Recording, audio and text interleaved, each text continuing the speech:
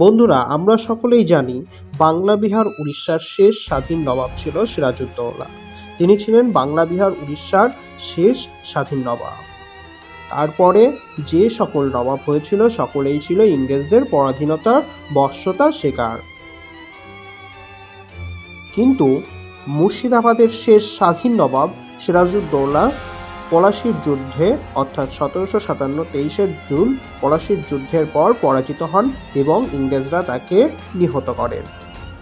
মুর্শিদাবাদ নামটি শুনলেই খালি মনে হয় নবাবদের নবাবীর কাহিনী। প্রেম, যুদ্ধ, গুপ্ত হত্যা, রাজনৈতিক চক্রান্ত, বেঈমানি, আত্মত্যাগ এবং বন্ধুত্বের কথা আর হাজারদুয়ারির কথা ভেসে ওঠে। কিন্তু তার পাশেই অবহেলায় অনেকের অজান্তেই অনেক ইতিহাস আমরা জানতে পারি না। আমরা ছোটবেলা থেকে শুনে আসছি, বইতে পড়ছি মুর্শিদাবাদের কথা, পলাশীর যুদ্ধের কথা, শুধু পড়ার জন্যই পড়েছি, আবার কেউ গল্প বলে ভুলে গেছি, কিন্তু মনে কিছু প্রশ্ন বারবারই থেকে গেছে। কোথায় গেল সিরাজউদ্দৌলার বংশধর? কে ছিল সিরাজউদ্দৌলার বংশধর? তাতে আমাদের কারোরই ভ্রুক্ষেপ থাকে না। 1757 সালে 23শে জুন পলাশীর যুদ্ধে মির্জাফর এবং তার সঙ্গীদের বিশ্বাসঘাতকতার ফলে নবাব সিরাজউদ্দৌলার বিপর্যয়ের কাহিনী কারোর অজানা নয়। মীর মদন মোহনলালের বিশ্বস্ততার কথাও সবার জানা। মোহনলাল ছিলেন নবাব সিরাজউদ্দৌলার একজন পেশকার। প্রভাবের দিক দিয়ে তিনি প্রধানমন্ত্রীর সমান দায়িত্ব পালন করতেন। সিরাজউদ্দৌলার সঙ্গে মোহনলালের সাক্ষাৎ ছিল। মোহনলালের বোনের নাম ছিল মাধবী। অসম্ভব রূপবতী এই কন্যাকে সবাই হীরা বলে ডাকতেন। কাশ্মীর থেকে আগতা হীরার রূপে মুগ্ধ ছিলেন সিরাজউদ্দৌলা। মোহনলালের বোন হীরার সঙ্গে সিরাজউদ্দৌলার অন্তরঙ্গতা হলো, ক্রমে ক্রমে ঘনিষ্ঠতা বাড়ল।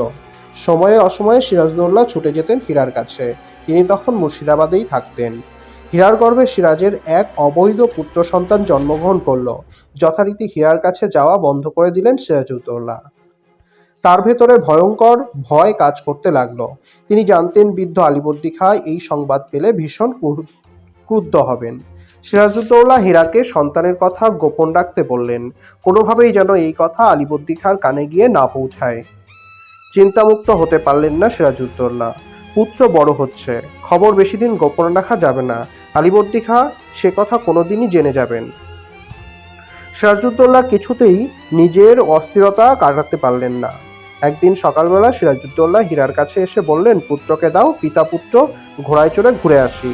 খুশি হয়েছিলেন হীরা। তিনি পুত্রকে নতুন কাপড়ে সাজিয়ে তুলে দিলেন সিরাজউদ্দৌলার হাতে।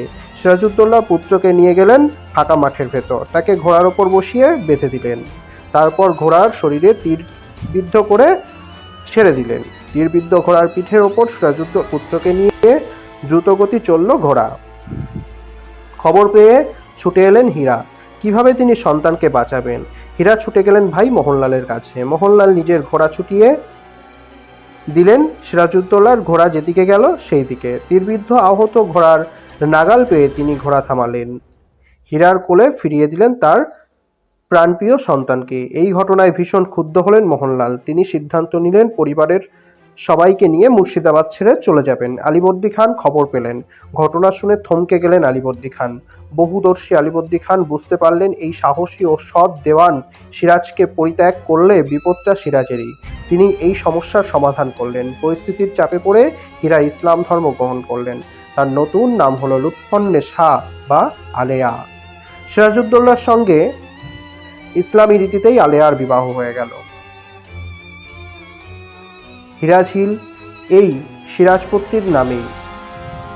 এখানেই সিরাজ ও হীরার বিয়ে হয়েছিল বলে জানা যায়। পলাশীতে মির্জাফরের বিশ্বাসঘাতকতায় নবাবের সেনাবাহিনী যখন বিভ্রান্ত এবং বিপর্যস্ত, তখন মোহনলাল বুঝতে পারলেন ইংরেজ সৈন্যরা এবার নবাব পরিবারের সবাইকে আটক করবে। তারা সিরাজউদ্দৌলা এবং তার বংশধরকে হত্যা করবে। মোহনলাল যুদ্ধক্ষেত্র থেকে চলে এলেন।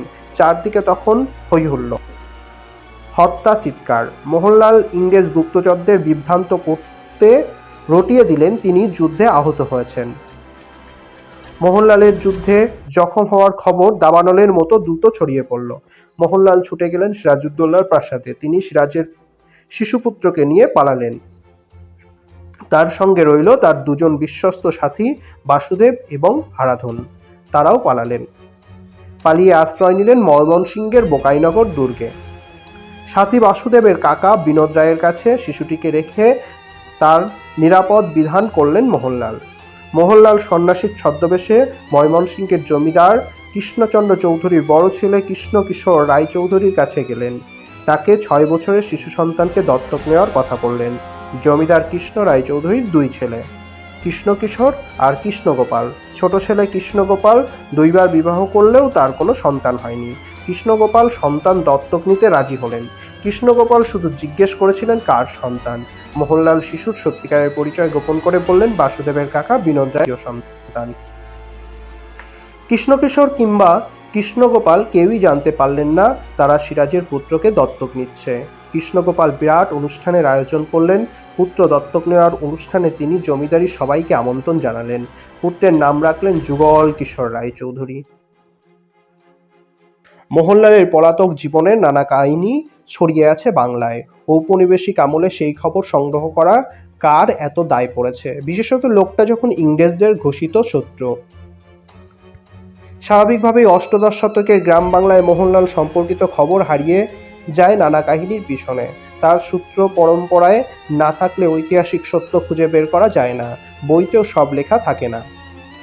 সংগ্রহের উপায় হয় কিংবদন্তির নানা লোককথা বা চারণকবির গান।